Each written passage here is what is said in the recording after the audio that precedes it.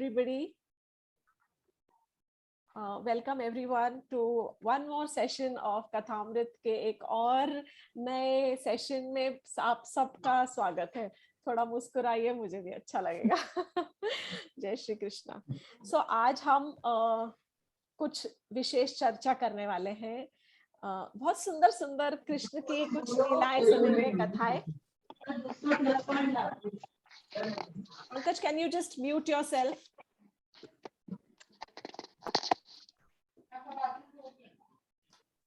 Hello Pankaj, थोड़ा mute कर ले अपने आप को। कुछ इंतजाम कर रहा है, आवाज नहीं का है। म्यूट करना पड़ेगा, मम्मी उसको जरा बोलो म्यूट करेगा अपने आप को प्लीज। ओके, तो ब्रज के हम कुछ कुछ कृष्ण की कथाओं को, बहुत सुंदर सुंदर हम कृष्ण की लीलाओं के बारे में आज चर्चा करेंगे और आज उनके विषय में हम सुनने जा रहे हैं। ये जो सबसे पहले मैं जो आपको बताने वाली हूँ, थोड़ा सा Braj mute mute mute yourself Pankaj please. Braj की रज के बारे में मैं आपको बताने जा रही हूँ। अब ब्रज की रज में इतना उसका जो उसके लिए उसके बारे में इतना कहा गया है, शास्त्रों से ज्यादा साधु और संतों ने उसके बारे में कहा है। ऐसा क्या खास है जो उस रज में, उसके धूल में ऐसा क्या है जो कहीं नहीं मिलता, वैकुंठ में भी नहीं मिलता, गोलोक धाम में भी नहीं मिलता।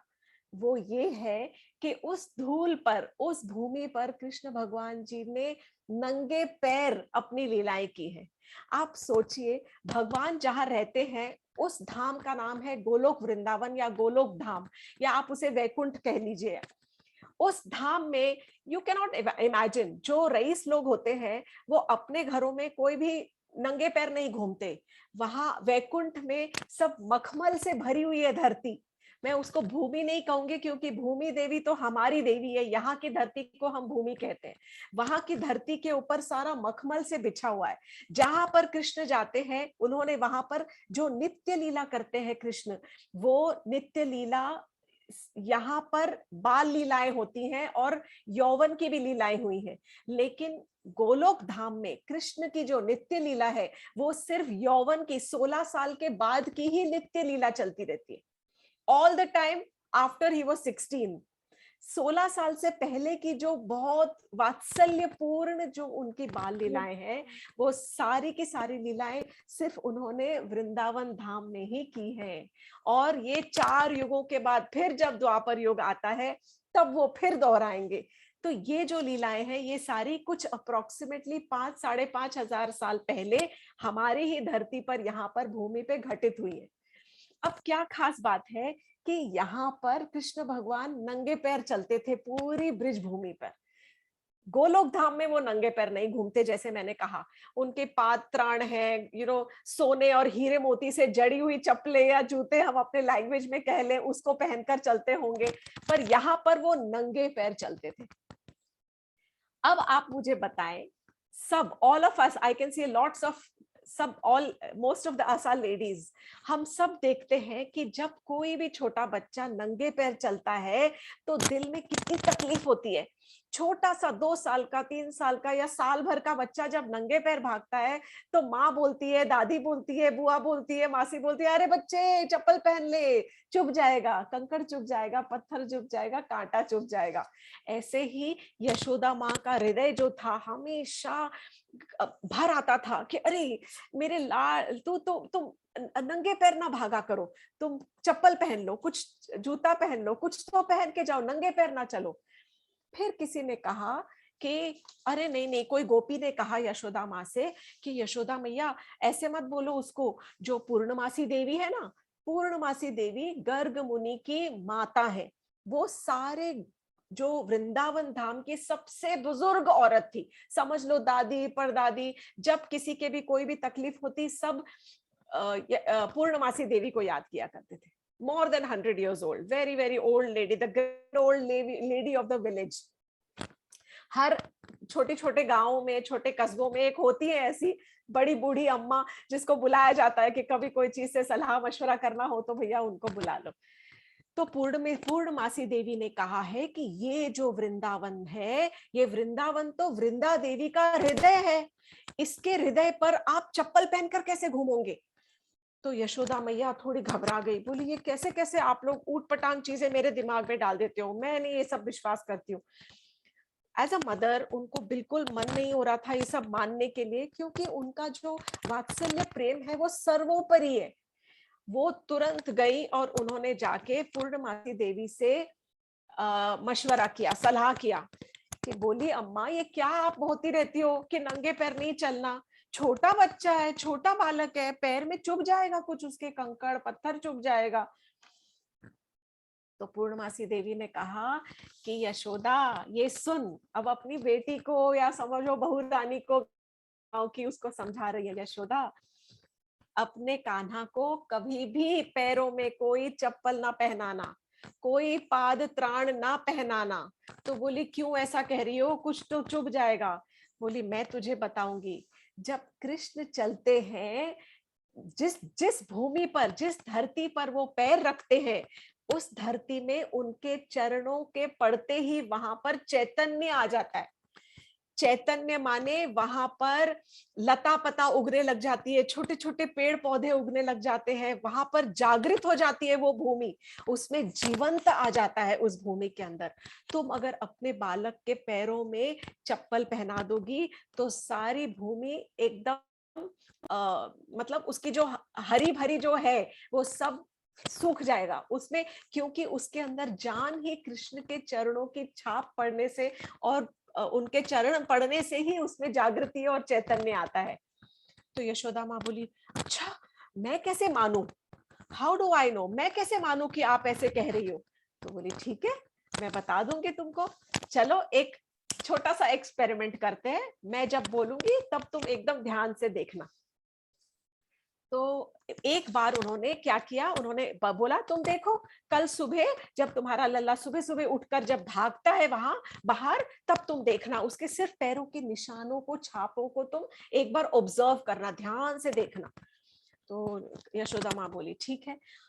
यशोदा माँ घर आ गई, रात को अपने बच्चे को खाना वाना खिलाया, सुबह जब बच्चा उठता है तो रात को लोरी सुना के सुलाया, सुबह उठा या कान्हा उठे तो यशोदा मैया ने उसको अच्छे से उसकी बल्लैया ली, उसको दूध माखन खिलाया, उसको नहलाया धुलाया, अच्छे से तैयार किया खूब श्रृंगार करके, और बोले जाओ अब खेलने जाओ। बहुत छोटे से थे तब, गैया चराने की उम्र नहीं थी उनकी। अब वो जैसे ही खेलने के लिए बाहर गए नंगे पैर, तो यशोदा मैया धीरे धीरे पीछे पीछे भागने लगी, देखने लगी। तो देखती क्या है, जिस जिस भूमि पर कृष्ण के पैर पड़ रहे हैं उनके चरणों की छाप पे ऐसे लाल रंग के कुमकुम की छाप पड़ी हुई है। हम दिवाली पर लक्ष्मी जी के छापते हैं पैर, ऐसे कुमकुम में हाथ लगाते हैं और ऐसे पैर छाप देते हैं दरवाजे पे, ताकि लक्ष्मी जी हमारे गृह में आए, घर में आए दिवाली पर। और ये देख रही है कि कृष्ण के तलुए के नीचे जो छाप है वो लाल रंग के कुमकुम की छाप पड़ी हुई है, उसके चारों तरफ एक सुनहरा सा बॉर्डर है। और यशोदा माँ सोच रही है अरे मैंने तो कुछ कुमकुम नहीं लगाया, फिर ये कैसे लाल लाल रंग का कैसे छापा पड़ गया। तो पड़ोस में किसी गोपी से उन्होंने पूछा कि ये कैसे हो सकता है। तो गोपी बोली मैया रात को जब कृष्ण सो जाते हैं तो हम चुपके चुपके कृष्ण के पैरों में कुमकुम लगाती हैं। तो यशोदा माँ बोली लेकिन मैं तो सुबह उनको नहलाती भी तो हूँ, तुम रात को अगर कुमकुम लगाती है तो मैं तो सुबह उनको अच्छे से स्नान करती हूँ, अच्छे से पैर रगड़ रगड़ के सारी मिट्टी धो के निकाल के साफ सुथरा करके श्रृंगार करके और भेजती हूँ, इतने सुंदर पायल पहनाती हूँ, तब तो मैंने ना देखा ये सब।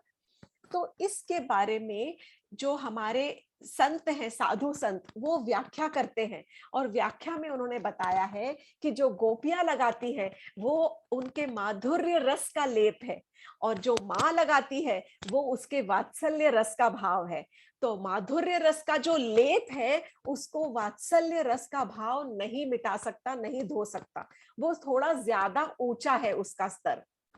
अगर आपको ये समझ में आ रहा है, ये भाव की बात है कि उनको वो माधुर्य रस का जो लेप है, उसको वात्सल्य रस का जो प्रेम है, उसको वो नहीं मिटा सकता। तो ये बात समझ में नहीं आई यशोदा माँ के, क्योंकि कोई समझा नहीं सकता था, बट शी स्टिल कंफ्यूज्ड। लेकिन उन्होंने जो देखा, वो देखा कि जैसे ही पैर वहां पे छपके और कृष्ण आगे भागते गए, पीछे पीछे उनके चरण चिन्हों के पास में छोटे छोटे पौधे उगने लग गए, छोटे छोटे हरियाली के छोटे छोटे छोटे छोटे छोटे छोटे। फिर दूसरी जगह गई, वहां पर भूमि हरित हो रखी है, छोटे छोटे पौधे। तो उनको विश्वास हो गया कि हाँ, मेरे बेटे के पैर पड़ने से ये भूमि हरित हो रही है और इसमें जागृति आ रही है, चैतन्य आ रहा है। उसके बाद फिर भी उनके मन में ये शंका थी कि कृष्ण भगवान जी मेरे छोटे से बालक है, चलो जागृति आती है, पर उस जागृति के चक्कर में मेरे बेटे के पैर में कुछ चुभ गया तो फिर पूर्णमासी देवी ने कहा, देख यशोदा, अब तेरा बेटा हो गया है थोड़ा बड़ा, अब साल भर का हो गया, इसका अब मुंडन करने का समय आ गया है, अब मुंडन संस्कार का आयोजन करो। तो कृष्ण भगवान जी के मुंडन के संस्कार का आयोजन किया गया। कृष्ण भगवान जी की दया अनुसार पूरे सारे के सारे जो तीर्थ स्थल है, वो सारे ब्रज भूमि में है। ब्रज भूमि में गया धाम भी है, ब्रज भूमि में हरिद्वार भी है, ब्रज भूमि में बद्रीनाथ भी है, ब्रज भूमि में केदारनाथ भी है, और सारे हैं, मानसी गंगा भी है, मानसरोवर भी है। सारे जो तीर्थ स्थल है वो अलग अलग लीलाओं में कृष्ण ने वहां पर उनको प्रकट किया है। इनकी बहुत सुंदर कथाएं हैं जो मैंने अपनी एक पुस्तक में उनको उनका विवरण किया हुआ है। The book is in English, अगर कोई समझ सकता है तो if you want let me know, I will send across the book. तो उसके अंदर जो केदारनाथ जो जगह है, छोटी सी पहाड़ी है, मैं गई हुई हूँ उस जगह पर भी, बहुत सुंदर शिव जी का मंदिर है। तो केदारनाथ के स्थल पर, ब्रज भूमि में केदारनाथ, ये राजस्थान और वृंदावन के बॉर्डर पर आती है जगह। जब 84 कोस परिक्रमा करते हैं ब्रज भूमि की, तो उसमें ये भी एक जगह आती है। तो केदारनाथ में मंडन का आयोजन किया गया। कृष्ण करीब 1.5-2 साल के हो गए थे। He was big enough to walk and run, दौड़ने योग्य थे। सारे के सारे गांव को न्योता दिया गया कि कृष्ण का मुंडन है। और यशोदा माँ तो मुंडन करना चाहती थी, पर साथ में कुछ ऑब्जर्व करना चाहती थी कि मेरे बेटे को कंकड़ पत्थर तो नहीं चुभ रहे नंगे पैर भागने पर। तो कृष्ण भगवान जी भागते हुए सब बच्चों के साथ जा रहे। कैसे होता है, जब हम कहीं जा रहे होते हैं तो बच्चों में इतना उत्साह, इतनी उत्सुकता होती है कि वो आगे आगे भागते रहते हैं, दौड़ लगाते हैं अपने दोस्तों के साथ। और वो चलते चलते पूरी वो पहाड़ी के ऊपर चल रहे हैं, और यशोदा माँ धीरे धीरे धीरे, यशोदा माँ बड़ी बूढ़ी थी, नंद बाबा कुछ 80 साल के थे जब कृष्ण पैदा हुए थे। तो यशोदा माँ भी काफी बूढ़ी थी उस समय, हमारे हिसाब से बूढ़ी थी। तो यशोदा माँ धीरे धीरे चल रही है और देख रही है कि जहां जहां कृष्ण पैर रख रहे हैं, वहां वहां धरती पिघल रही है, मुलायम हो रही है, एकदम नर्म और पिघल रही है। कोई भी चीज पिघलती जब है, जब वो सॉफ्ट हो जाती है। आप मक्खन के ऊपर, पिघले हुए मक्खन के ऊपर आप ऐसे अगर अंगूठा लगाओगे तो आपने अंगूठे का छाप पड़ जाएगा। तो उसी तरह से धरती जो है एकदम मक्खन सरीकी, मक्खन की तरह एकदम मुलायम हो गई, और उसके ऊपर कृष्ण के छाप पड़ रहे। तो पूर्णमासी देवी कहती है यशोदा से, यशोदा देख, धरती जो है वो खुद जैसे ही कृष्ण का पैर पड़ता है, वो अपने आप को मक्खन की तरह नरम बना लेती है और कृष्ण के छापों को अपने अंदर संजो लेती है। उसके छाप प्रदर्शित होते हैं वहां पर। तो कैसे लगेगा कोई भी पत्थर कंकड़ तेरे लाल को, नहीं लगने वाला। तब यशोदा माँ को थोड़ा विश्वास हो जाता है कि हाँ, सच में मेरे बेटे के जैसे जैसे चरण पड़ते हैं, वैसे वैसे धरती एकदम सॉफ्ट हो जाती है वहां पर।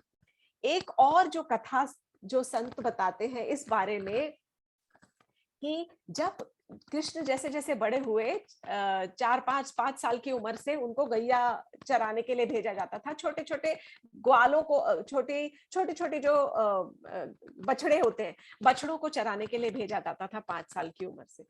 तो जब वो जाते थे तो बछड़ों में इतना प्रेम, और उनके साथ में गैया भी जो होती थी, क्योंकि बड़े ग्वाल भी चलते थे, तो गैया को इतना प्रेम उमड़ता था कृष्ण के साथ कि वो जैसे ही कृष्ण के साथ चलती थे, गाय गाय अपना दूध बहाती जाती थी। गैया के स्तन से उनका जो दूध था वो बहता जाता था, और वो सारी धरती जो है वो एकदम नरम हो जाती थी कृष्ण के चलने के लिए। तो मिट्टी के अंदर गाय का दूध मिश्रित हो रहा है उस ब्रज की रज में, और उसके ऊपर कृष्ण अपने पैर रखकर चल रहे हैं। सो द ब्रज भूमि जो है वो इतनी, मतलब the glories of the dust of Braj are unparalleled, कि कहीं पर नहीं मिलते। इसीलिए जैसे मैं पिछली बार कह रही थी कि ब्रज में अगर कहीं जाओ तो ना ही केवल माथे पर उस रज को रगड़ो, अपने पूरे शरीर को उसमें लोट पोट कर लो, अपने पूरे अंग अंग पर उस रज को लगा लो, तो भी आप ये समझो कि हे प्रभु, इस बहाने ही मुझ में अगर इतनी सी भी भक्ति का संचार हो जाए तो प्रभु आपकी ही कृपा रहेगी। क्योंकि प्रभु की कृपा के बगैर तो हमें भक्ति भी नहीं मिल सकती। भक्ति के लिए भी हमें प्रभु की कृपा की अर्चना करनी पड़ती है।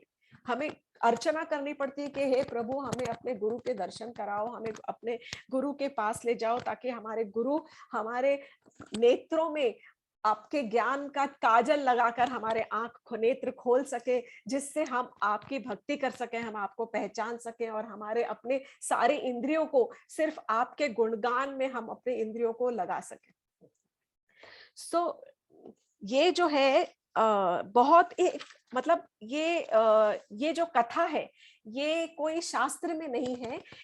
एक बहुत बड़े संत हुए हैं बिल्व मंगल ठाकुर, कई लोगों ने इनके बारे में पढ़ा भी होगा, कुछ अगर किसी ने सुना है, जिन्होंने एक बहुत सारे लेख लिखे हैं, पर एक उनकी जो सबसे सुंदर कविता है, पदी है, अष्टपदी से भी ज्यादा, एक्चुअली ज्यादा पद है अष्ट से ज्यादा, गोविंद दामोदर माधवेति, वो बिल्व मंगल ठाकुर की लिखी हुई है। और उन्होंने एक और ग्रंथ लिखा है जिसका नाम है कृष्ण कर्णामृत, उसके अंदर इस कथा का की व्याख्या आती है। ओके, अच्छा, जब भी ये हो गया, अच्छा, अब मैं आपको एक बहुत ये तो हुई एक कृष्ण की एक कथा। ये परसों शरद पूर्णिमा थी, कल से एक नया मास शुरू हुआ है जिसका नाम है कार्तिक मास। जो यहाँ पर थोड़ा बहुत भी, थोड़ी भी अगर भक्ति करते हैं और थोड़ा भी कृष्ण के बारे में जानते हैं, उनको पता होगा कि ये चतुर्मास में जो लास्ट का महीना होता है वो कार्तिक मास कहलाता है। कार्तिक क्यों? क्योंकि कीर्तिदा महारानी कौन थी? वृषभानु की पत्नी, जो कि राधा रानी की माता थी। राधा रानी की माता थी कीर्तिदा, और उनकी बेटी का नाम है कृतिका, माने राधा का ही नाम है, और कृतिका के नाम से हुआ है ये कार्तिक मास। हर मास, हमारे जो 12 महीने हैं, हर एक मास विष्णु के एक एक नाम के ऊपर आधारित है। मुझे ये पूरे नाम सब नहीं पता, पर मुझे पता है कि त्रिविक्रम के नाम से है, और गोपाल के नाम से है, और पुरुषोत्तम मास है। ऐसे पुरुषोत्तम तो अधिक मास में आ जाता है, अमल मास, बट फिर भी हर एक मास का एक अलग अलग नाम है। लेकिन एक नाम जो है ये कार्तिक मास, जो राधा रानी के नाम से आता है।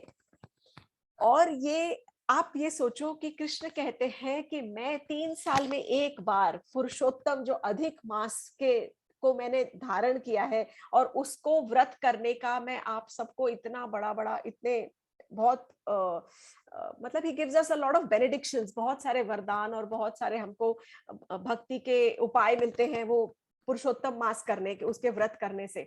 3 साल में एक बार जहां भगवान का एक मास आता है, वहां साल में एक बार राधा रानी का मास आता है, महीना आता है। तो राधा रानी अपनी इस महीने में हमारे ऊपर इतनी दया न्यौछावर करने के लिए तैयार हो जाती है कि मैं अभी उन गुणों का भी बखान करूंगी, और मैं ये कार्तिक महीने के कुछ छोटी छोटी जो स्पेशलिटीज है वो आपको बताने वाली हूँ।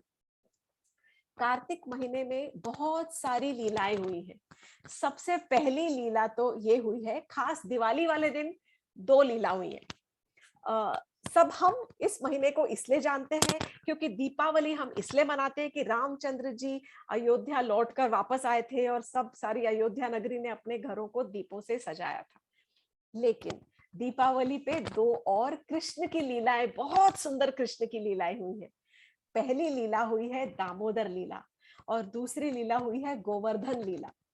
तो गोवर्धन लीला हम फिर कभी उसके बारे में डिस्कस करेंगे, बिकॉज एक एक लीला इतनी सुंदर है कि आप घंटों बैठकर उसके ऊपर व्याख्या कर सकते हो, उसके ऊपर व्याख्या सुन सकते हो। दामोदर लीला, फिर इसी महीने में राधा कुंड और श्याम कुंड, जो उनका जो उत्पत्ति हुई थी, उनका वो जो लीला हुई थी राधा कुंड और श्याम कुंड की, वो भी इसी महीने में हुई थी, कृष्ण भगवान जी ने की थी। तो इस महीने में बहुत ही सुंदर सुंदर लीलाएं हैं। आज मैं आपको जो बहुत एक सुंदर कृष्ण की बाल लीला के बारे में बताने जा रही हूँ, वो है दामोदर लीला। दाम का मतलब होता है रस्सी, और उदर माने हमारा पेट या किसी का भी पेट, उदर माने पेट और दाम माने रस्सी। तो सोचते के साथ ही सबको याद आ जाता है कि जब कृष्ण को मैया ने पेट पर बांध दिया था रस्सी से, वो लीला का नाम है दामोदर लीला। लेकिन इसके बारे में कुछ कुछ चीजें हैं जो हम बहुत अच्छे से सुनेंगे। अक्षिता, बहुत याद ध्यान से सुनना, this story is very very interesting, specially for you Akshita. Okay, thank you. So कैसे शुरू करते हैं, एक मिनट। तो दिवाली वाला दिन था। अब दिवाली वाले दिन छोटे से बच्चे हैं कृष्ण भगवान जी, और वो सो रहे हैं, और यशोदा माँ जाती है कमरे में, देखती है कि लाल मेरा सो रहा है, इतना सुंदर, उसकी भलैया लेती है, बेटा सोता रहे, अपने मन में बोलती है। जब तक बच्चा सो रहा है, माँ सोचती है मैं अपना थोड़ा किचन का काम निपटा लूं, और यशोदा मैया जाती है, चूल्हे के ऊपर दूध रखती है। This is what all of us are doing every morning. हम रोज सुबह यही करते हैं, दूध की थैली काटते हैं या बॉटल खोलते हैं, दूध उबलने रखते हैं, और फिर अपना कुछ और काम शुरू करते हैं। तो यशोदा माँ के घर में 9 लाख गायें थी, 9 लाख काउज। 9 लाख गायों में से कुछ स्पेशल गैया थी, जो कि 100 गैया बहुत खास थी। उन 100 गैया के लिए यशोदा मैया खुद अपने निगरानी में उनका चारा उगाती थी, कटवाती थी, उनको खिलाने भेजती थी, खुद जाती थी, मतलब पर्सनल जो परवरिश करती थी, वो 100 गैया थी। उन 100 गैया में से भी 10 गैया ऐसी थी जो एकदम सुपर खास, सुपर स्पेशल गैया थी, जो पद्मगंधा नाम की गैया थी, जिनका दूध इतना इतना टेस्टी और इतना सुगंधित था। पद्मगंध मतलब लोटस फ्लावर के गंध के जैसे, कमल के गंध के सुगंध जैसा, उस तरह का दूध था। वो दूध जो है यशोदा माँ के घर में आता था, 10 गैया का दूध। उस दूध से वो दूध बनाती थी, खीर बनाती थी, दही बिलोती थी, मक्खन निकालती थी, और जो भी घर की रिक्वायरमेंट्स है, और कृष्ण भगवान जी के लिए जो आजकल तो ये ब्रिजवासी और क्या बोलते हैं, 56 भोग और जो भी मिठाई की दुकानें, ये सब तो होती नहीं है ना, नहीं थी। तो उस समय सब कुछ घर में ही बनते थे, पेड़े और सारी मिठाइयां।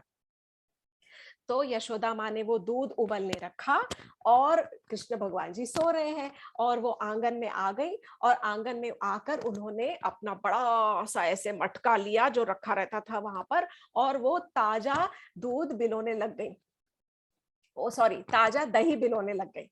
दही बिलो के उसमें से वो मक्खन निकाल रही है, बिलो रही है। अब ऐसा हुआ, थोड़ी देर में कृष्ण भगवान जी की तो आंख खुल गई। आंख खुली और आंखें यो मसलते हुए, उठते हुए, ऐसे ऐसे चलते हुए, थोड़े थोड़े घुटने चलते चलते, और यशोदा मैया के पास आकर वो खड़े हो गए वहां पर, और मैया मम्मा मम्मा मैया मैया करने लगे। और यशोदा माँ ने देखा, अरे मेरा लल्ला उठ गया, आजा आजा आजा बच्चे आजा। अब बच्चा उठते के साथ ही बच्चे को क्या लगती है? भूख।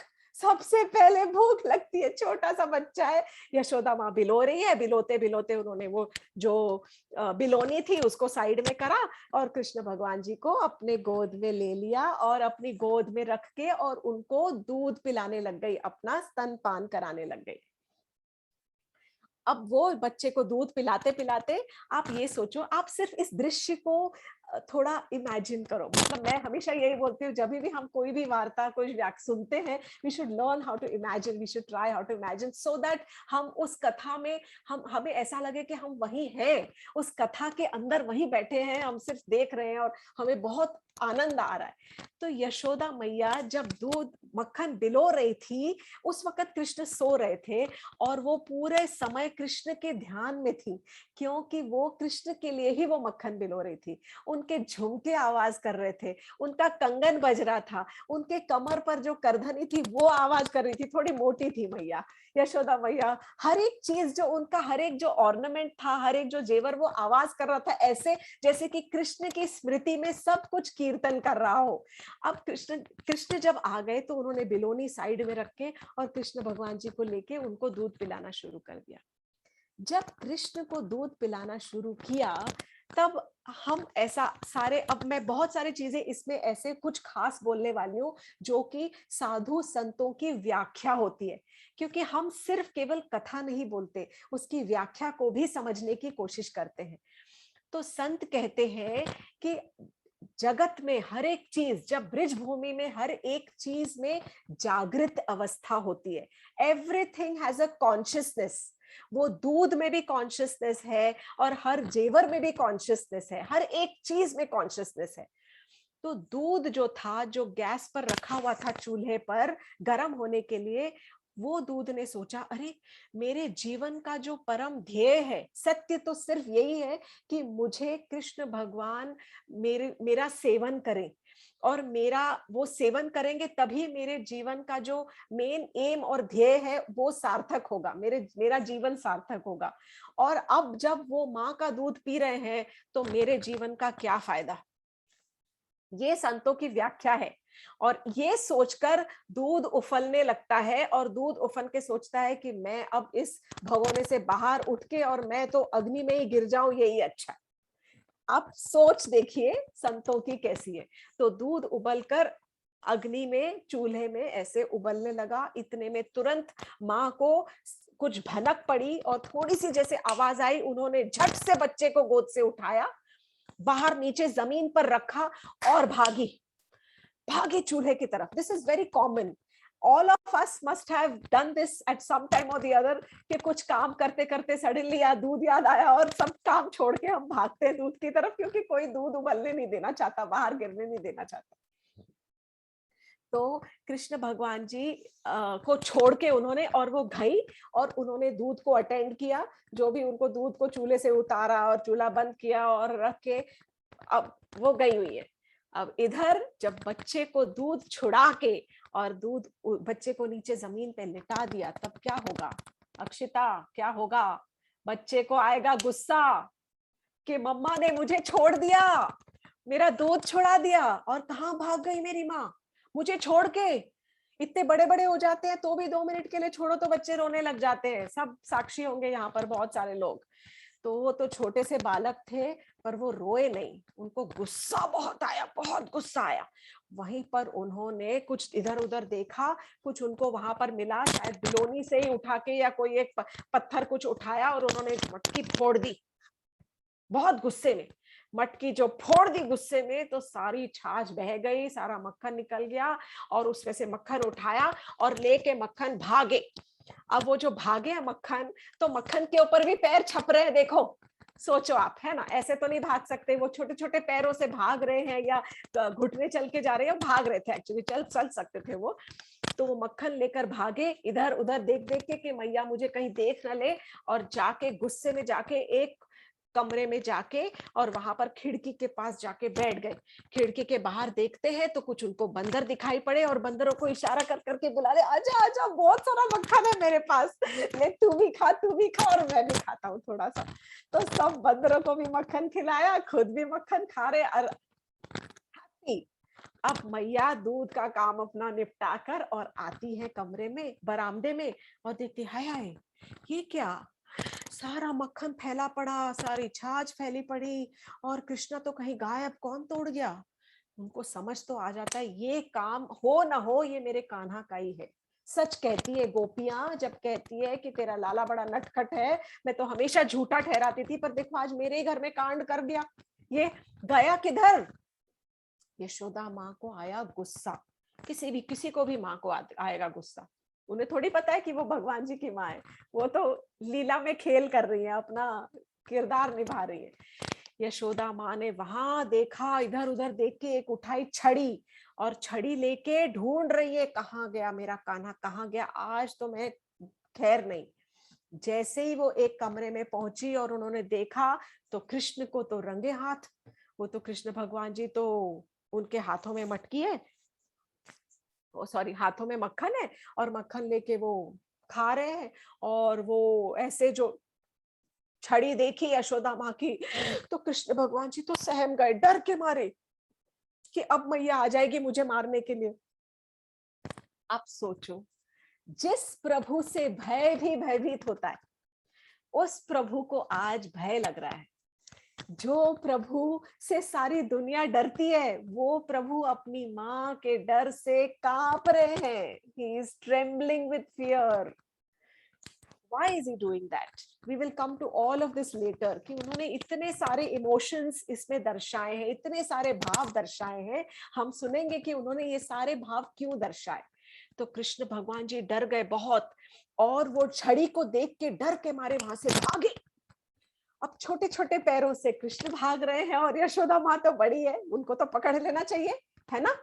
पकड़ लेना चाहिए, छोटे बच्चे को तो मम्मी फटाक से पकड़ लेती है। अरे लेकिन नहीं, कृष्ण भगवान जी आगे आगे, यशोदा माँ पीछे पीछे, और मैया के हाथ में छड़ी है, ऐसे छड़ी लेके भाग रहे हैं, और कृष्ण भगवान जी भाग रहे, पीछे देख रहे, भाग रहे। और यशोदा कृष्ण भगवान जी डर के मारे।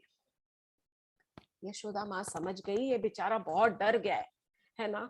और कुछ उनके बीच में कॉन्वर्सेशन हो रहे थे, तूने तोड़ा? नहीं नहीं मैंने नहीं तोड़ा, मैंने नहीं तोड़ा। तू झूठ भी बोलने लग गया? अरे नहीं मैया, मैं कहाँ झूठ बोलता हूँ, मैं झूठ नहीं बोलता हूँ। बंदरों के साथ रह रहे के बंदर जैसी आदत पड़ गई है तेरी। अच्छा, मुझे बंदर कहती हो? कृष्ण भगवान जी बोल रहे हैं, मुझे बंदर कहती हो तो मैं बंदरों के साथ ही जाके जंगल में रह जाऊंगा। जब इस तरह से कृष्ण भगवान जी ने कहा, तो यशोदा माँ डर गई। हाय राम, इतना छोटा सा मेरा बच्चा, अगर सच में कल, आज तो दिवाली है, कल तो इंद्र की पूजा होने वाली है घर पे, और अगर मैं तो बिजी हो जाऊंगी सारे इंद्र पूजा की तैयारी में, ऐसे में अगर कन्हैया अगर कहीं आंख बचा के और जंगल में सचमुच में भाग गया तो मैं क्या करूंगी? झट से छड़ी छोड़ दी, डर के मारे कि मेरा बच्चा ऐसे बोल रहा है। क्योंकि उन्होंने ऐसा डायलॉग मारा ना कि बंदरों के साथ रह रहे कि तू तो बंदर हो गया। तो कृष्ण भगवान जी ने बोला, ठीक है, अगर तुम्हें लगता है कि मैं बंदर हूं तो मैं कल बंदरों के साथ ही जाके जंगल में जाके रह जाऊंगा। तो ऐसे जवाब देगा बच्चा। माँ तो बहुत डर गई। माँ ने देखा मेरा बच्चा तो डरा हुआ है बहुत ज्यादा, कहीं सच में घर छोड़ के चला गया तो मेरा क्या होगा, मेरा तो एक ही बच्चा है। उन्होंने वो छड़ी वहीं पे फेंक दी और भाग रही है। अब ये कृष्ण भगवान जी को डर आ गया, कृष्ण भगवान जी को दया आ गई, क्योंकि माँ के माथे पे पसीने की बूंदे भर गई थी। वो भाग रही थी, भागते भागते कृष्ण को बहुत दया आई। और अब ये ऐसा है कि उन्होंने अपने आप को पकड़ा लिया। But before that again, Krishna भगवान जी डर के मारे यशोदा माँ से भाग रहे हैं दूर, और यशोदा माँ उनके पीछे पीछे पकड़ने के लिए दौड़ रही हैं। उनके बालों में मालती के फूलों का गजरा है, फूल लगे हुए हैं मालती के, बहुत सज धज के रहती थी, महारानी थी, महारानी यशोदा। और जैसे जैसे वो भाग रही है, वो मालती के जो फूल हैं, उन्होंने सोचा कि यशोदा माँ के सिर पे हमारा क्या काम, जिनसे हमारे प्रभु डर के मारे भाग रहे हैं और कांप रहे हैं, हमें तो उन मैया के चरणों में होना चाहिए। हम तो उनके चरणों की धूल के भी बराबर नहीं है। हम मैया के सर की शोभा कैसे बन सकती है? और वो फूल उनके चरणों में गिर गए, because she is running, actually she is running and the flowers have fallen of. भागते भागते जो फूल है उनके चरणों से गिर गए। पर जैसा मैंने कहा कि ब्रज भूमि में सब चीज में चेतन है, सब चीज में कॉन्शियसनेस है और चैतन्य है। जैसे दूध में कॉन्शियसनेस था, वैसे ये फूलों में भी कॉन्शियसनेस। तो सब, हर एक जो चीज है वो सिर्फ उनके मन में एक ही कॉन्शियसनेस है, एक ही भाव है कि हम कृष्ण की सेवा कैसे करें, किस प्रकार कृष्ण की सेवा हम कर सकते हैं। और अगर हम कृष्ण की सेवा नहीं कर सकते तो हमारा जीवन व्यर्थ है। अब कृष्ण जो है, उन्होंने अपनी माँ के ऊपर दया करी, और दया के मारे उन्होंने कृष्ण भगवान अपने आप को, यशोदा मैया को पकड़ा लिया। यशोदा मैया ने कृष्ण को पकड़ लिया। कृष्ण को पकड़ के और को कहती है, बहुत बदमाश हो गया है, बहुत शैतान हो गया है तू, मेरी नाक में दम कर दिया, मैं थक गई, देख सांस फूल रही है मेरी। बोलती है अब तू बस 2 मिनट इधर बैठ। और उनके मन में ये डर था कि कहीं कृष्ण भाग न जाए जंगल में, जैसे कि कृष्ण ने कहा कि मैं तो जंगल में चला जाऊंगा बंदरों के पास। तो उन्होंने सोचा कि कहीं भाग न जाए, आज तो मैं इसको बांध के ही छोड़ूंगी। तो बांध क्यों रही है? Out of love. वो अपने प्रेम वश उनको बांध के उनकी रक्षा करना चाह रही है, नॉट एज पनिशमेंट। वो पनिश नहीं करना चाहती, वो ये डर के मारे कि कहीं भाग ना जाए। तो उन्होंने देखा इधर उधर, तो सडनली उनकी नजर गई, एक उखल पड़ा हुआ था। नाउ व्हाट इज एन उखल? कौन एक्सप्लेन करेगा मुझे, व्हाट इज एन उखल? उखली क्या होती है? जिसपे कूटते हैं, जिसमें जिसके अंदर हम मेडिसिन बनाते हैं। करेक्ट करेक्ट, हाँ हाँ। तो वो जो, हाँ, तो बड़ी सी ऐसे बड़ी सी उखली थी, समझो कृष्ण भगवान जी के भी साइज की बड़ी। अगर कृष्ण भगवान जी 2 फुट के हैं तो 3 फुट की उखली थी। और कृष्ण उखली is the shape of a उखल is very much like a glass or figure. वो जो ग्लास आर ऐसा होता है, उसके पेट के पास से यशोदा मैया ने क्या किया, अपनी मटकी में से एक रस्सी निकाली और रस्सी निकाल कर बोली अब तू बस देख, अब तो मैंने आज तेरे को बांध के ही छोड़ना है। और रस्सी निकाल के और उन्होंने उखल से कृष्ण भगवान जी को बांधने की कोशिश की। अब वो रस्सी ऐसे बांध रही है, कृष्ण भगवान जी एकदम दया भाव में ऐसे खड़े हैं कि अरे पकड़ा गया, मैं खुद ही तो पकड़वाया। फिर उसके बाद बांध रही है और पकड़ते पकड़ते देखा तो यशोदा माई बोलती है अरे ये तो छोटी पड़ गई रस्सी। रस्सी जो थी वो इतनी छोटी थी, कितनी? 2 उंगल छोटी, ओनली 2 फिंगर्स शॉर्ट, केवल 2 उंगली छोटी थी वो रस्सी। तो कृष्ण भगवान जी, यशोदा माँ बोली अरे क्या करूं? तो उन्होंने गोपी को बुलाया, अरे गोपी जरा यहाँ तो आइयो, इधर आ, सुन जरा, उधर किचन में ना, रसोड़े में कुछ रसोई के अंदर वो पड़ी है थोड़ी एक रस्सी, एक जगह पे एक ड्रॉवर में, वो खोल के जरा रस्सी ले आ। तो गोपी भागती हुई जाती है और एक रस्सी लेके आती है। वो रस्सी को उन्होंने जोड़ दिया, है ना, रस्सी लंबी करने के लिए 2 रस्सियों को जोड़ा और फिर कृष्ण को बांधा, फिर से 2 उंगली शॉर्ट। फिर उन्होंने और रस्सी मंगवाई, फिर से गांठ लगाई, बांधा, फिर से 2 उंगली शॉर्ट। फिर और रस्सी आई, फिर और रस्सी आई, फिर लाल रस्सी आई, फिर नीली रस्सी आई, फिर येलो आई, फिर पर्पल आई, फिर ग्रीन आई, फिर गोल्डन आई। ओह, सारी जितने घर में रस्सियां थी। अब घर में रस्सियां कैसी थी भाई ये बताओ? हर घर में थोड़ी इतनी रस्सी होती है। रस्सी इसलिए होती है क्योंकि रस्सी से गाय को भी बांधा जाता है, खूंटे से, रस्सी से बिलोया भी जाता है। तो जितनी बिलोने की रस्सियां थी, जितनी गाय को बांधने की रस्सियां थी, सारी रस्सियां आती गई। और रस्सी हमेशा जब वो कृष्ण को बांधने के लिए ऐसे करती, वो आगे से 2 उंगली छोटी पड़ जाती। कृष्ण को फाइनली उन्होंने वो जितनी नंद भवन में कितनी गाय थी, मैंने कहा 9 लाख, 9 लाख काउज, 9 लाख गायों को बांधने की रस्सी, सारी रस्सी लाई गई, सब रस्सी मंगवा के, और फिर वो भी 2 उंगली छोटी पड़ गई। अब माता थक गई, थकी हुई, फिर से माँ के माथे पर पसीने बह रही हैं। ये जो 2 उंगली छोटी पड़ गई, इसके बारे में संत बताते हैं, हमारे महापुरुष जो है वो कहते हैं कि 2 उंगली छोटी क्या है। These 2 fingers short suggest they कुछ हमें समझाते हैं। एक उंगल जो है वो है हमारा एंथुजियाज्म। एंथुजियाज्म हिंदी में क्या बोलते हैं? हमारी उत्सुकता। जिस उत्सुकता से हम प्रभु की भक्ति करना चाहते हैं, जिस उत्सुकता से हम प्रभु की सेवा करना चाहते हैं, प्रभु वो देखते हैं। तो एक उंगली है हमारी उत्सुकता, हमारी ईगरनेस, कि हम कितना उत्सुक है वो काम करने के लिए। और दूसरी उंगली जो है वो प्रभु अपनी तरफ से बढ़ाएंगे, और वो है उनकी कृपा। जब तक उनकी कृपा नहीं होगी, जब तक हमारी उत्सुकता प्रभु नहीं देखेंगे, तब तक प्रभु अपनी कृपा नहीं देंगे। तो एक तरफ हमारी उत्सुकता है, दूसरी तरफ प्रभु की कृपा है। जब ये दो मिलेंगे तो ही वो भगवान हमारे प्रेम वश में बंधेंगे, तभी जाकर भगवान हमारे प्रेम की डोर में बंधेंगे और प्रेम हमारे प्रेम के अधीन हो जाएंगे। ये सच मानिए, भगवान सब भक्तों के प्रेम के ही अधीन हो सकते हैं और किसी के अधीन नहीं होते वो। अब यशोदा माँ इतनी उत्सुक है अपने बच्चे को प्रोटेक्ट करने के लिए, उसको बचाने के लिए, उसकी रक्षा करने के लिए, कि वो घंटों बिता दिए यशोदा माँ ने सिर्फ वो रस्सी जोड़ जोड़ के और बांधने की कोशिश करने के लिए। तब कृष्ण भगवान जी बोलते हैं अब बहुत हो गया, अब मैया के प्रेम के बंधन में बंध जाने का समय आ गया है। तो फाइनली उन्होंने अपने आप को बंधवा लिया। कृष्ण भगवान जी ने उस रस्सी को, मतलब यशोदा माँ ने कृष्ण भगवान जी को उस रस्सी में बंधवा लिया। और जब रस्सी बंध गई तो यशोदा माँ बोली, चलो आज का काम पूरा हो गया, now my child is safe. ऐसा नहीं कि पनिशमेंट पूरा हुआ, no, now my child is safe. अब मेरा जो बालक है वो बहुत अब सेफ है, अब उसको कुछ नहीं होगा, अब वो घर से नहीं भागेगा। अब उसने कहा अब तुम यहीं बैठे रहो, बांध दिया ना उखल से, यहीं बैठे रहो जब तक मैं अपना दूसरा काम नहीं करके आती। अगर तुम्हारा मन ना लगे तो मैं छोटे छोटे ग्वालों को भेज देती हूँ, ग्वाल बाल को, उनके साथ तुम अपना कर लेना, अपना मन बहला लेना, वो तुम्हारे साथ में बातें करते रहेंगे। और यशोदा माँ वहां से चली गई।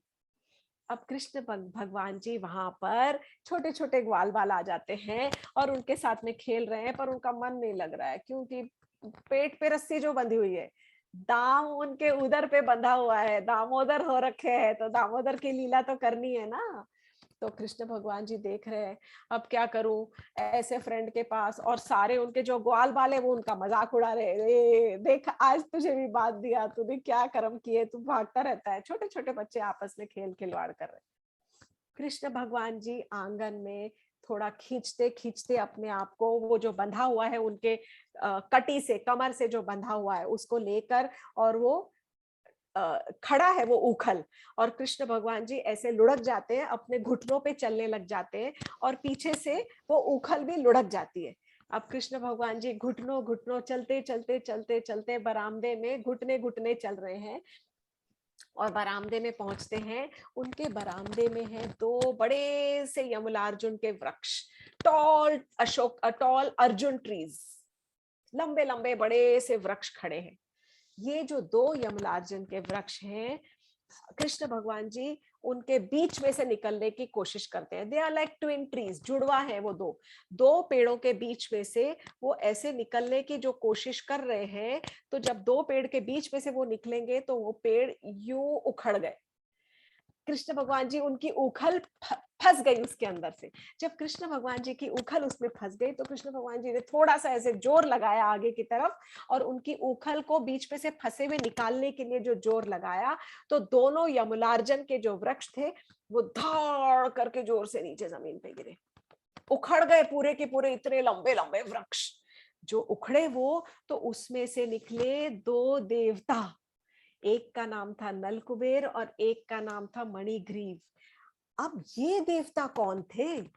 ये इन देवताओं ने कृष्ण भगवान जी की स्तुति की, उनका प्रणाम किया। बहुत सारी प्रेयर्स है उनकी, बहुत सुंदर सुंदर प्रेयर्स है, और उनकी प्रेयर में खास सबसे ज्यादा अच्छा तो यही है, एक स्टैंजा के अंदर जब वो बताते हैं कि प्रभु हम पर ऐसी कृपा करो कि हम अपने नेत्रों से, हम अपने सब इंद्रियों से, अपनी जिह्वा से, अपने शरीर से, अपने हाथों से, अपने पैरों से, अपने कर्णों से सिर्फ आपके ही भक्ति और आपके ही सेवा में हम अपनी इंद्रियों का इस्तेमाल कर सके।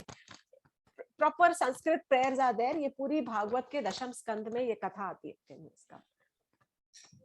तो कृष्ण भगवान जी, ये जो नल कुबेर थे, ये कुबेर नाम का एक खजांची है। कुबेर इज अ ट्रेजरर इन वैकुंठ धाम। जो वैकुंठ धाम का जो ट्रेजरर है, खजांची, उसका नाम है कुबेर। उसके 2 पुत्र थे जिनका नाम था नल कुबेर और मणिग्रीव। ये नल कुबेर मणिग्रीव जो थे, बहुत, क्योंकि कुबेर बहुत पैसे वाला है, बहुत उसके पास में पैसा है, पैसे के साथ में क्या आती है? व्यसन। व्यसन माने बैड हैबिट्स, वाइसेस। अगर पैसा होना कोई बुरी बात नहीं है, पैसा कमाना चाहिए, सबको बहुत मेहनत करनी चाहिए, सबको बड़ा आदमी बनने के सपने भी देखने चाहिए, और पैसा भी सही तरीके से कमाना बहुत जरूरी। लेकिन पैसा आने के बाद उस पैसे को हम किस तरह से इस्तेमाल करते हैं, ये और भी ज्यादा जरूरी है। उसको हम किस तरह से अपने जीवन यापन में उसका इस्तेमाल करते हैं, और उस पैसे को हम किस पुण्य कार्यों में लगाते हैं, ये बहुत ज्यादा जरूरी है। ऐसा नहीं है कि पैसा आने से, नहीं तो हम गलत संगत में पड़ सकते हैं और गलत व्यसनों के हमें आदत पड़ सकती है। तो नल कुबेर और मणिग्रीव को हो गया था ज्यादा पैसा होने का नशा। उनके साथ 2 आदत बहुत बुरी, that is wine and women, very bad habits. अब मैं मतलब वो शराब पीना उन्होंने शुरू कर दिया था, और वो अलग अलग तरह के स्त्रियों के संग में पड़ गए थे। एक बार बहुत सारी स्त्रियों के साथ में और शराब के नशे में वो एक तालाब में नहा रहे थे, और नग्न नहा रहे थे। इतने में वहां से नारद मुनि गुजरे। नारद मुनि हमेशा नारायण के नाम का रटन करते रहते हैं, वो हमेशा उनका कीर्तन भजन करते रहते हैं। तो उन्होंने कहा, जब जैसे ही नारद मुनि वहां पे पहुंचे, तो बाकी जो स्त्रियां थी तालाब में, उनको शर्म आ गई। उन्होंने अपना तन ढक लिया और उन्होंने नारद मुनि को प्रणाम करके और वो वहां से चले गए। लेकिन जो ये नल कुबेर और मणिग्रीव थे, वो अपने शराब के नशे में उन्होंने कोई मतलब उनका कोई आदर सत्कार नहीं किया, ना ही उनको प्रणाम किया, और वो हंसी ठट्ठा करते रहे।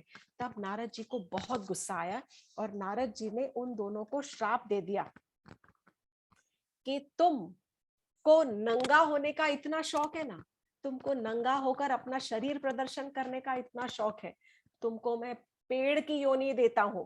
तुम वृक्ष की योनि में जन्म लोगे, जहां पर तुम जिंदगी भर अपना शरीर का प्रदर्शन करते रहोगे। That is the lowest level of consciousness. जितने 84 लाख योनियां हैं, उसमें सबसे जो हल्की, सबसे लोएस्ट जो कॉन्शियसनेस की योनि है, वो होती है वृक्ष की योनि। और वो ऐसे ही लोगों को दी जाती है जिन्हें अपना शरीर प्रदर्शन करने का बहुत शौक होता है, और उसी से वो अगर जीवन यापन करते हैं, तो फिर उनको इस तरह की योनि देके, और फिर again they have to keep progressing in their life. लेकिन कभी कभी ऐसा होता है कि बड़े लोगों का जो साधुओं का श्राप भी होता है ना, कभी कभी वो भी हमारे लिए पुण्यकारी हो सकता है। सबके लिए नहीं, उनके लिए था, क्योंकि उन्होंने उसको कहा कि तब उस वक्त उन्होंने उनसे क्षमा मांगी। तब नारद मुनि ने कहा, तुम क्षमा मांग रहे हो, इसलिए मैं तुम्हें कहता हूं कि ठीक है, तुम नंद भवन में वृक्ष बनोगे और तुम्हारा उद्धार स्वयं श्री कृष्ण करेंगे। तो श्री कृष्ण भगवान ने स्वयं उनका उद्धार किया, और फिर वो भगवान की स्तुति करके चले गए। अब यहाँ क्या हुआ, जब वो पेड़ गिरे, तो गिरने के बाद जोर से आवाज आई। आवाज आने के थोड़ी देर बाद सारे ब्रिजवासी, नंद बाबा भागते हुए आए। उनको सुनाई पड़ा, बाहर बाहर तक आवाज सुनाई पड़ी, नंद भवन के बाहर, कि ये कैसी आवाज है। तो उन्होंने जब सुना, तो वो भागते हुए वहां पर आए, और उन्होंने देखा कि कृष्ण भगवान जी तो बाल बाल बचे हैं। ऐसे पेड़ गिरे पड़े हैं, और पेड़ के बिल्कुल बगल में, मतलब ऐसे बायो हेयर्स, एक जैसे बोलते हैं ना, बाल बाल बाल बचे, बाल के जगह से इतने से थोड़ा सा भी इधर होते तो उन्हें लगा कि पेड़ कृष्ण भगवान जी के ऊपर ही गिर गया होता। ऐसा बड़े बूढ़ों को लगता है सबको, उन्हें थोड़ी पता है कि कृष्ण के क्या प्रताप है। तो उन्होंने झट से कृष्ण भगवान जी को पहुंचे वहां पर, और खोलो खोलो, कृष्ण भगवान जी को खोल दिया, कृष्ण को गोद उठा लिया और खूब प्यार किया। और नंद बाबा उनको लेके गए और अपनी गोद में बिठाया, और सारे सब वहां पर सारे जो बड़े बूढ़े थे वो सब बातें करने लग गए, ये क्या हुआ, ऐसे तो कभी पेड़ गिरता नहीं है, ऐसे कैसे गिर गया। छोटे छोटे बच्चों से पूछा गया, ये क्या हुआ। तब बच्चों ने कहा कि कृष्ण तो बंधे हुए थे, और वो तो उखल ले लेके, और उनकी उखल अटक गई, और खींचते खींचते पता नहीं क्या हुआ, और खींचा तो पेड़ गिर गए। यशोदा माँ को बहुत बहुत ग्लानि हुई, बहुत ग्लानि हुई। वो अपना मुंह दिखाने लायक उन्हें महसूस ही नहीं हो रहा था कि मैं कैसे अपना चेहरा किसी को दिखाऊं, मैं नंद बाबा को कैसे फेस करूं, मैं कृष्ण को कैसे फेस करूं। और कृष्ण भगवान जी भी बहुत थोड़ा नाराज थे ना मैया से, थोड़ा तो थे ही उस समय, पर उनको तो ये तो सारी पूरी लीला थी, क्योंकि उन्हें नल कुबेर मणिग्रीव का उद्धार करना था। तो उसके बाद थोड़ी देर के बाद में फिर नंद बाबा ने कृष्णा से पूछा, यशोदा लाला अभी भी गुस्से में हो क्या? तो कृष्णा बोले, हाँ। अरे तेरी माँ ने तेरे लिए इतनी बढ़िया बढ़िया मिठाई बनाई है तेरे लिए। अच्छा। और कृष्ण भगवान जी झट अपने नंद बाबा की गोद से भागे और यशोदा मैया की तरफ भागे और उनकी माँ को, अपनी माँ को लपेट के और बोलते, मैया कहाँ है मिठाई, मिठाई खिला, मिठाई खिला। यशोदा मैया ने अपने बालक को अपने गोद में उठा लिया, उसको खूब दुलारा, खूब चूमा, खूब प्यार किया और बोले, चल बेटा आज मैं तेरे को मन भर के जितना तुझे मक्खन खाना है, जितना मिष्ठान खाना है, जितना पेड़ा खाना है, जितना मावा मिश्री जितनी खानी है, माखन मिश्री खानी है, वो सब मैं तुझे आज खिलाऊंगी। और फिर उसके बाद उन्होंने अपने बेटे की नजर उतारी और कहा कि तुझे किसी की नजर न लगे। ये जो दामोदर लीला की कहानी है, ये खास दीपावली वाले दिन हुई थी। This is so special. एक मिनट। तो कृष्ण तो पर ब्रह्म है और उनकी ब्रह्म ज्योति जो उनकी आभा है वो तो सर्वव्यापी है, उसके बाहर कुछ भी नहीं है। कृष्ण की ही जो ब्रह्म ज्योति के ही अंदर सब कुछ समाया हुआ है। वो रस्सी भी समाई हुई थी, फिर वो कैसे बंधे? तो सारे हर समय यही समझ में आता है कि वो जो रस्सी थी वो सिर्फ भगवान के उनके भक्ति का प्रतीक है। कृष्ण सिर्फ हमको समझाना चाहते हैं कि तुम केवल अपनी भक्ति से ही मुझे बांध सकते हो। जितने योग हैं, जितने सारे योग, माने हम कर्म योग कर ले, ज्ञान योग कर ले, ध्यान योग कर ले, सबके ऊपर है भक्ति योग। भक्ति की ही साधना से, और भक्ति भी किस प्रकार? केवल प्रभु के चरणों की सेवा की इच्छा से ही हमें भक्ति प्रदान होती। हम अगर प्रभु के भक्तों की सेवा करने की इच्छा करते हैं, प्रभु के ही भक्तों की सेवा करने की भी इच्छा अगर करेंगे, तो प्रभु खुश हो जाते हैं और प्रभु खुश होकर हमें अपनी भक्ति देते हैं। So there is lots more to it, but before we are running out of time, short of time also, कि जो भगवान है वो सारे तीनों गुणों के ऊपर है। तमोगुण, रजोगुण, सत्वगुण, तीनों गुणों के ऊपर है। फिर भी वो रो रहे थे। तो वो क्यों रो रहे थे? कृष्ण भगवान जी रो रहे थे, कृष्ण भगवान जी गुस्सा भी हो रहे थे, लेकिन उनको तो वो तो सारे गुणों के ऊपर है। तो फिर वो ये सारे के सारे भाव, it is not that he is वो कुछ मतलब दिखाना चाहते हैं या दिखावा कर रहे हैं, नहीं। वो अपने भक्तों के साथ में उनके ये भक्ति का आदान प्रदान का तरीका है।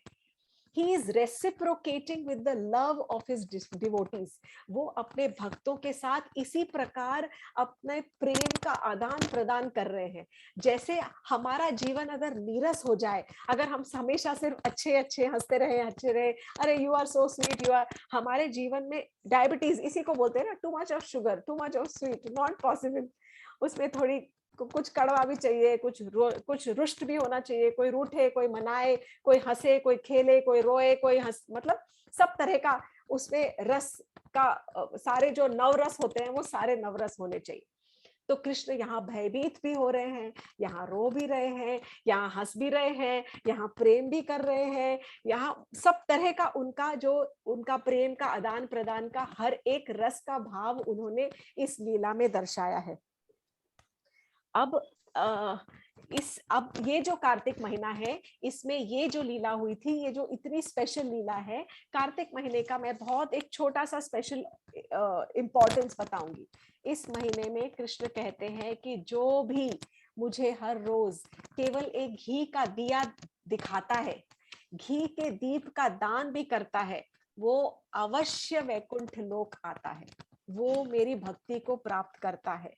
ये कल से ये महीना शुरू हुआ है। मैं आप सबसे निवेदन करूंगी कि रोज संध्या के समय कभी भी जब आपको फुर्सत मिले, एक हम दामोदर अष्टकम करके एक गीत भी गाते हैं जिसके अंदर ये दामोदर लीला की बहुत सुंदर वर्णन किया हुआ है सत्यव्रत मुनि का। मैं आपको व्हाट्सएप के ऊपर उसका लिंक भेज सकती हूँ, या तो यूट्यूब के भी ऊपर होगा। जो नहीं गा सके, संस्कृत में है 8 श्लोक, वो नहीं गा सके वो यूट्यूब वाला वो एक गीत चला दे, 3-4 मिनट में वो खत्म हो जाएगा। और उसके साथ में एक घी का दिया जला दे। रोज आप ये घी का दिया दामोदर के महीने में जलाएं।